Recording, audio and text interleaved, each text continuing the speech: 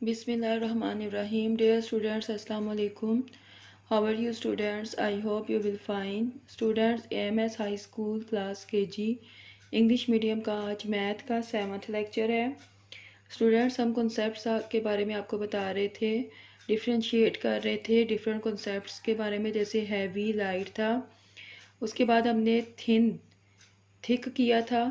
Thick heavy मतलब था भारी, लाइट मीन हल्का, इन दोनों का कंपैरिजन था। इसके बाद हमने किया था थिक। थिक मतलब होता है मोटा या जिसामत में ज़्यादा होना, मोटाई में होना। इसके साथ जो कंपैरिजन किया जाता है वो है thin, THIN, thin. Thin mean होता है ज़रा पतला होना, बारीक होना। थिक और थिन का कॉन्सेप्ट होता है। अब आपने देखें, ये पिलर है, ये थोड़ा बारीक है, यानी इसकी मोटाई कम है, और ये मोटाई में ज़्यादा है। तो अगर आप देखें तो इसका हमने आपको बताया था ये थिक है। थिक मतलब गाढ़ा होना, मोटा होना, ठीक है, जिसामत में ज़रा भरा हुआ होना, ज़्यादा होना। और ये थिन है, थिन मतलब बारीक, पतला। ठीक है, आपने ये कॉन्सेप्ट ध्यान में रखना है कि ये जो पोल दिया हुआ है ये थिक है और ये थिन है। आज का हमारा कॉन्सेप्ट है थिन। थिन यानी हमने देखना है जो बारीक है, जिसामत में कम है। ठीक है, आप देखिए स्टूडेंट्स, ये देखें, ये एक बेल बनी हुई है यानी कि लीव्स की, और ये जो है ट्री है। तो अगर आप कंपैरिजन करेंगे तो ये क्या है, ये थिन है और ये थिक है। जी स्टूडेंट्स, अब आपने ये देखें, हमारा आज का क्वेश्चन क्या है, सर्कल। सर्कल यानी इस तरह सर्कल करना। The picture that is thin in each row, यानी कि आप दोनों पिक्चर्स में से देखेंगे जो कम है, मोटाई में कम है, बारीक है, उस पर आपने ऐसे सर्कल करना है। ठीक है, अब ये देखिए, जैसे मैंने अभी आपको बताया है कि ये ट्री है, ये मोटाई में ज़्यादा है, और ये जो है ये बारीक है, ये मोटाई में कम है। तो हमारा ये थिन है, ऐसे थिन। और ये क्या है, थिक है। थिक का कॉन्सेप्ट मैंने आपको दिया था। इन दोनों का कंपैरिजन करके हमें मालूम होगा कि थिक कौन सी और थिन कौन सी है। थिक मतलब मोटाई में ज़्यादा होना, और थिन मतलब मोटाई में कम होना। अब ये देखें, ये ब्रश है और ये भी ब्रश है। अब देखें, इनमें से जो है इसकी मोटाई ज़्यादा है, यानी कि ये इसका ये ज़रा थोड़ा जिसामत में ज़्यादा है, और ये बारीक है। ठीक है, ये ब्रश बारीक है, तो आपने इस पर ऐसे सर्कल कर देना है।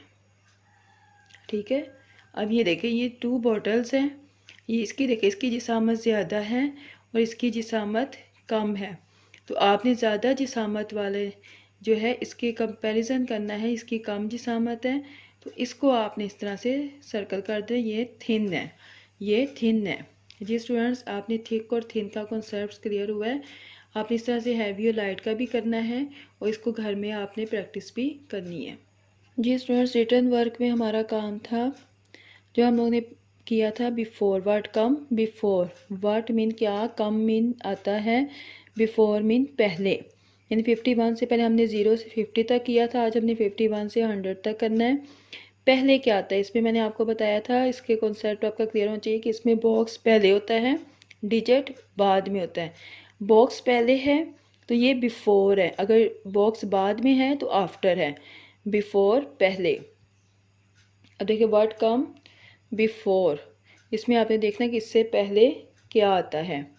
मैंने आपको बताया था कि आप इसमें छोटी छोटी काउंटिंग लिख लें, पेपर या कॉपी के साइड पे आपने इससे 0 से लेके 10 तक आपने इस तरह से काउंटिंग लिख लेनी है।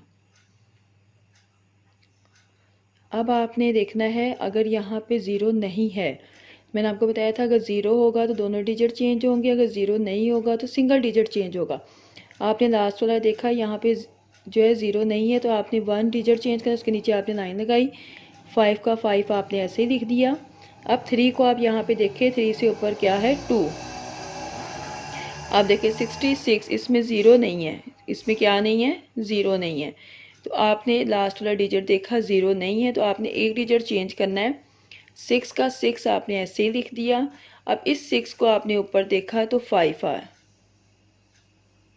अब इन दोनों डिजिट्स में देखें, लास्ट वाले डिजिट को देखें, 8 है, यहाँ पे 0 नहीं है। मैं बार बार आपको बता रही हूँ यहाँ पे 0 नहीं है, तो आपने सिर्फ एक डिजिट चेंज करना है। 7 का 7 पहले आपने ऐसे लिख देना ताकि आपको कन्फ्यूजन ना हो। अब 8 के ऊपर क्या है 7, इस 8 को आपने इसमें देखना है, ये 8 है और ऊपर वाला डिजिट क्या है 7, ठीक है। अब देखिए स्टूडेंट्स, ये 0 है, जो मैं शुरू से आपको बता रही थी कि एंड वाला डिजिट देखिए 0 है या नहीं है, तो यहाँ 0 है। इसमें आपने दोनों डिजिट चेंज करने, इसलिए मैंने दोनों के नीचे लाइन लगा दी है, अंडरलाइन कर दी है। इसका मतलब है कि मैंने दोनों डिजिट चेंज करने हैं। पहले मैं 9 को चेंज करूँगी, फिर मैं 0 को चेंज करूँगी। 9 से ऊपर क्या है 8, ये 9 है और इससे ऊपर क्या है 8, पहले आपने 8 लिख दिया। अब 0 की आपने इस 0 को नहीं देखना क्योंकि इसके ऊपर तो कुछ भी नहीं है, आपने इस 0 को देखना है। ये 0 है और इसके ऊपर क्या है 9, तो यहाँ पे आ जाएगा 89, ठीक है। अब ये देखें, यहाँ पे लास्ट पे 0 है, तो ये जो है 0 दोनों चेंज हो जाएंगे, ठीक है। अब आपने पहले ये 1 0 10 को चेंज करना है। 1 0 10 से ऊपर क्या है 9, और अगर हम इस 0 को देखें तो इस 0 से ऊपर भी क्या है 9, 99।